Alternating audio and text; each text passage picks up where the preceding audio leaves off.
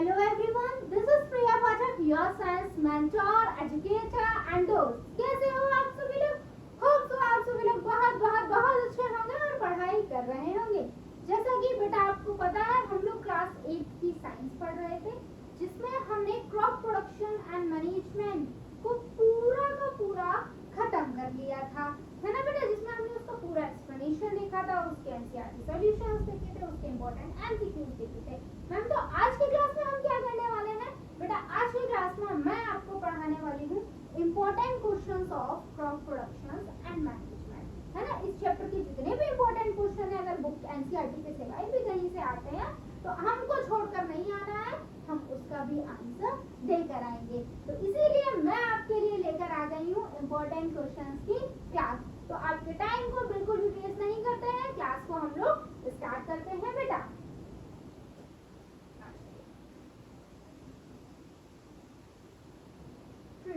क्या कह रहे हैं देखिए जरा। Why traditional method of irrigation are cheaper but less efficient? कह रहे हैं जो इरिगेशन के लिए आप लोगों को ये बात बताइए कि क्रॉप प्रोडक्शन में जो इम्पोर्टेंट रोल होता है वो इरिगेशन का भी होता है। तो कह रहे हैं कि जो ट्रेडिशनल मेथड होता है बच्चा किसका, इरिगेशन का वो होता तो सस्ता है लेकिन लेस एफिशिएंट भी होता है, चीपर होता है, साथ में लेस एफिशिएंट भी होता है। देखिए क्या लिखा हुआ है, the water available in wells, lakes and canals is lifted by different methods in different regions। जो पानी वेल्स में, लेक्स में या फिर कैनाल्स में प्रेजेंट है बेटा, उसको हम लोग कैसे लेते हैं, अलग अलग मेथड से अलग अलग रीजन में हम लोग क्या करते हैं, उसको लेकर आते हैं। For taking it to the field, cattles और human labour is used in this method. और ये जो ट्रेडिशनल मेथड है इसमें हम लोग केटल्स का इस्तेमाल करते हैं पानी लाने के लिए, ह्यूमंस का इस्तेमाल करते हैं, राइट? तब पानी आ पाता है, जिस वजह से ये होता तो सस्ता है लेकिन जितना पानी हमारी क्रॉप को चाहिए बेटा उतना इस तरीके से नहीं आ पाता है, ठीक है? पॉसिबल भी नहीं है वो लाना। तो देखिए आगे क्या लिखा हुआ है ना, इस वजह से वो क्या होता है, आपका चीपर होता है और लेस एफिशिएंट होता है। आगे देखिए क्या लिखा हुआ है, What are the advantages of drip system of irrigation? आप लोगों को मैंने इरिगेशन पढ़ाया है, इसमें मैंने इरिगेशन के 2 टाइप्स पढ़ाए हैं, ड्रिप इरिगेशन एंड आपका क्या पढ़ा है, स्प्रिंकलर इरिगेशन। तो कह रहे हैं कि जो ड्रिप इरिगेशन है उसके एडवांटेजेस क्या क्या होते हैं वो बता दीजिए। आओ भाई बता देते हैं। It is the best technique for watering fruit, plant, gardens and trees. ये सबसे अच्छा तरीका है फलों को पानी देने का बच्चों, प्लांट्स को पानी देने का, गार्डन्स में और ट्रीज में, क्योंकि यहाँ पर पानी कभी भी वेस्ट नहीं होता है बेटा। The system provide water to plant drop by drop. इस सिस्टम में क्या होता है, हर प्लांट को पानी बच्चा ड्रॉप बाय ड्रॉप प्रोवाइड कराया जाता है। Water is not wasted at all. किसी भी तरीके से जो पानी है बेटा वो वेस्ट नहीं होता है। It is born in regions where availability of water is poor। और उन जगह पे जहाँ पर बच्चा पानी की कमी होती है वहाँ पर तो ये सिस्टम एकदम हेल्पफुल होता है, क्योंकि वहाँ ऑलरेडी पानी कम है, हम बिल्कुल भी पानी वेस्ट नहीं कर सकते हैं। तो जिस वजह से वहाँ पर यही ड्रिप सिस्टम ऑफ इरिगेशन का इस्तेमाल होता है। आगे देखिए क्या लिखा हुआ है, how is turning and loosening of soil important for cultivation of crops. क्या कह रहे हैं, सॉइल को टर्न करना, उसको लूज करना क्यों जरूरी होता है क्रॉप प्रोडक्शन में। देखिए क्या लिखा हुआ है, since only a few centimeters the top layers of soil supports plant growth। क्या कह रहे हैं, जो सॉइल की ऊपर वाली लेयर्स होती है ना, कुछ सेंटीमीटर की ही लेयर जो होती है सॉइल की, वही प्लांट की ग्रोथ करवाती है। Turning and loosing of soil brings the nutrient rich soil to the top, so plants can use these nutrients. तो हम लोग उस सॉइल को टर्न या लूज इसलिए करते हैं, जितनी भी अच्छी सॉइल है या फिर वो सॉइल है जिसमें ज्यादा से ज्यादा न्यूट्रिएंट पाए जाते हैं, वो कहाँ आ जाए, ऊपर की तरफ आ जाए और प्लांट उस सॉइल में से न्यूट्रिएंट्स का बेटा इस्तेमाल कर सके। First soil is very important for cultivation. इसलिए सॉइल को टर्न करना, सॉइल को लूज करना कल्टीवेशन में बहुत ज्यादा क्या हो जाता है बच्चा, जरूरी हो जाता है। Give few examples of weedicides. Weedicides क्या होते हैं, वो केमिकल्स होते हैं जो हम वीड्स को रिमूव करने के लिए इस्तेमाल करते हैं, है ना। तो weedicide के एग्जांपल देने हैं तो क्या है, 4D, ये सब क्या है, weedicides के एग्जांपल देते हैं। Name the bacteria which fix atmospheric nitrogen. कौन सा बैक्टीरिया है जो एटमॉस्फेयर की नाइट्रोजन को बच्चा फिक्स करता है, तो it's rhizobium bacteria. What is called weeding. weeding क्या होता है, जब बच्चों हम weeds को रिमूव करने का जो प्रोसेस होता है उसको weeding बोलते हैं। weeds अनवांटेड प्लांट होते हैं जो हमारी क्रॉप के साथ में बेटा ग्रो हो जाते हैं। the removal of weeds is called weeding. name the tools used for tilling of soil. soil को टिल करने के लिए, लूज करने के लिए किस आपका इंस्ट्रूमेंट का इस्तेमाल होता है, तो किसका इस्तेमाल होता है, प्लो का इस्तेमाल होता है।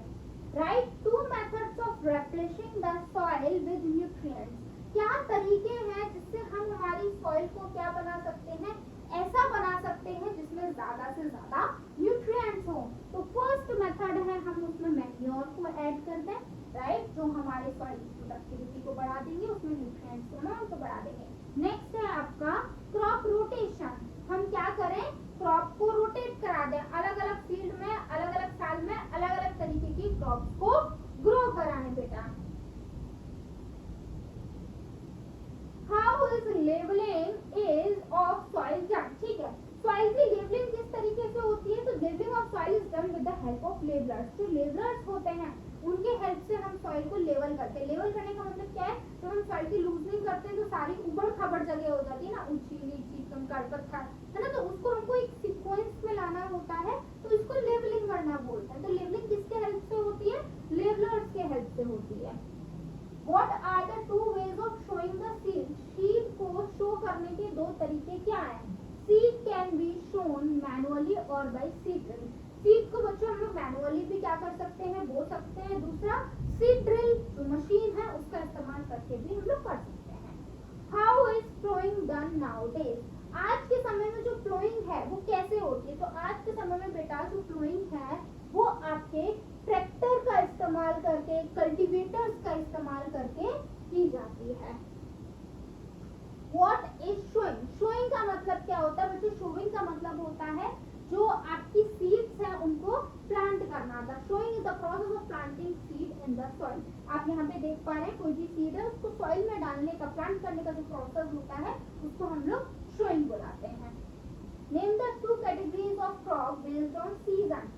सीजन के बेसिस पर क्रॉप्स की कौन सी 2 कैटेगरी है वो बताने। तो हमने देखा है एक कौन सी क्रॉप होती है, खारिफ क्रॉप होती है, दूसरी बच्चा रबी क्रॉप होती है। ठीक है, व्हाट इज थ्रेसिंग।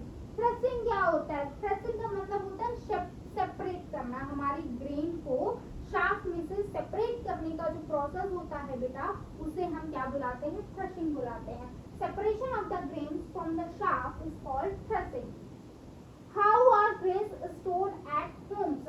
हमारे घरों में जो grains है उसको हम कैसे स्टोर करके रखते हैं। Dried neem leaves are used for storing food grains at home. तो हम लोग बच्चों फूड ग्रेन्स को स्टोर करने के लिए ड्राइड नीम लीव्स का इस्तेमाल करते हैं। What are called crumbs? Crumbs क्या होते हैं, the plowed field may have big pieces of soil are called crumbs. बेटा जो प्लो फील्ड होती है जहाँ पे हम लूजनिंग और टर्निंग कर चुके हैं उस फील्ड में क्या होते हैं, छोटे छोटे कंकड़ पत्थर पाए जाते हैं, उन्हें हम क्या बुला रहे हैं, क्रम्स बुला रहे हैं। Why is it important to level the field after plowing?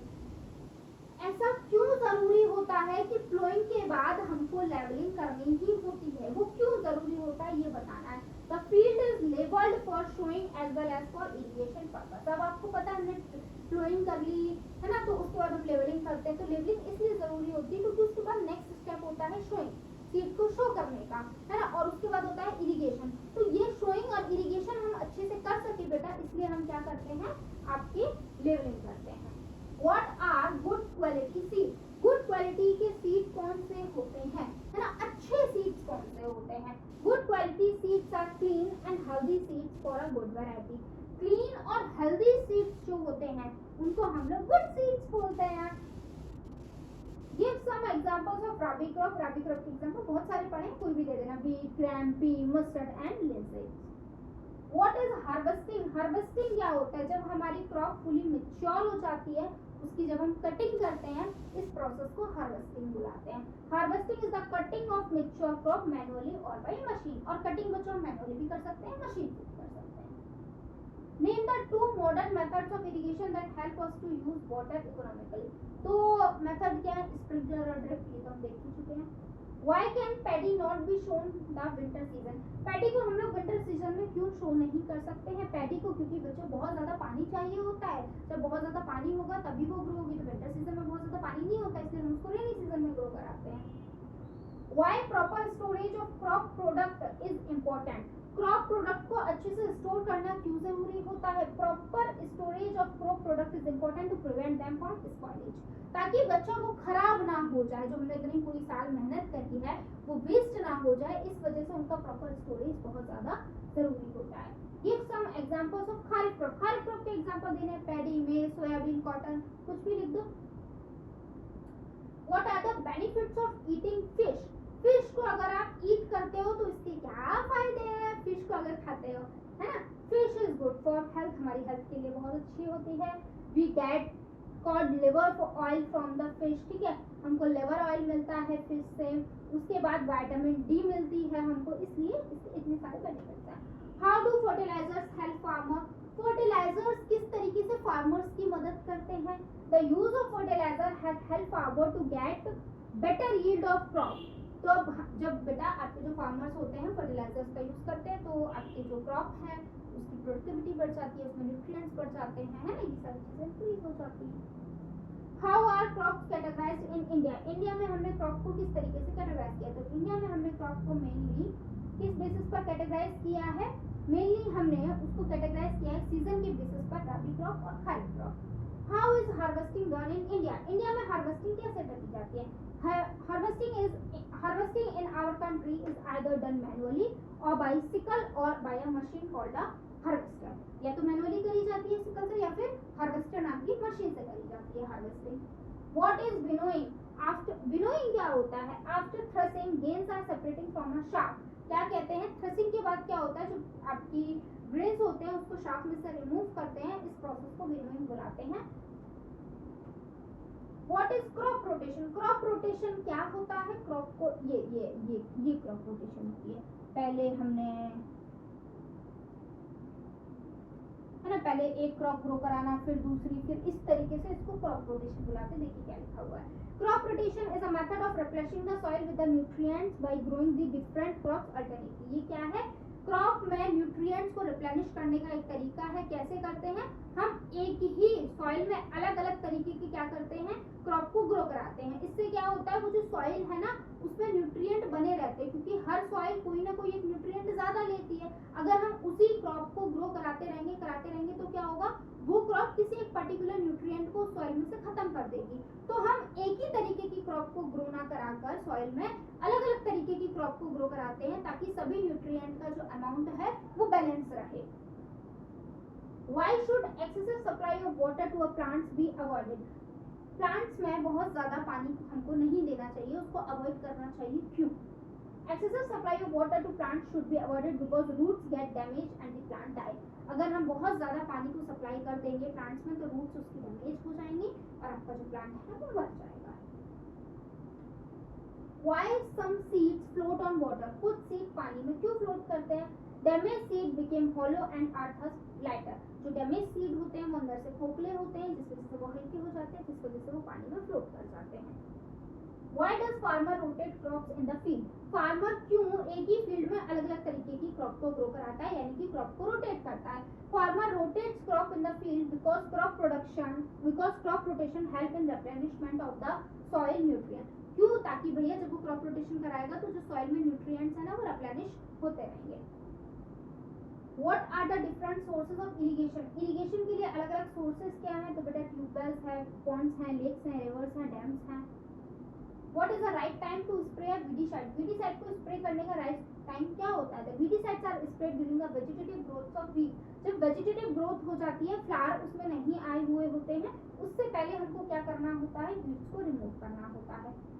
How is threshing carried out? तो ये तो हमने पहले भी देखा है कि थ्रेसिंग कैसे होती है। Threshing is carried out with the help of machine called combine.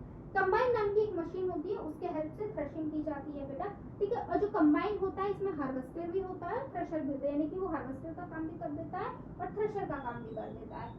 What are the advantage of using a manure in the crops? Crops में हम लोग manure का इस्तेमाल क्यों करते हैं? The use of manure improves soil texture as well as its water retaining capacity. जब हम soil में manure को इस्तेमाल करते हैं तो उसमें क्या होता है बच्चों? एक तो soil का texture ठीक रहता है, दूसरा वो water को ज़्यादा से ज़्यादा retain कर पाती है, कैपेसिटी बढ़ जाती है। It replenish the soil with all the nutrients. और साथ साथ में soil में जो nutrients का amount है वो भी ठीक हो जाता है।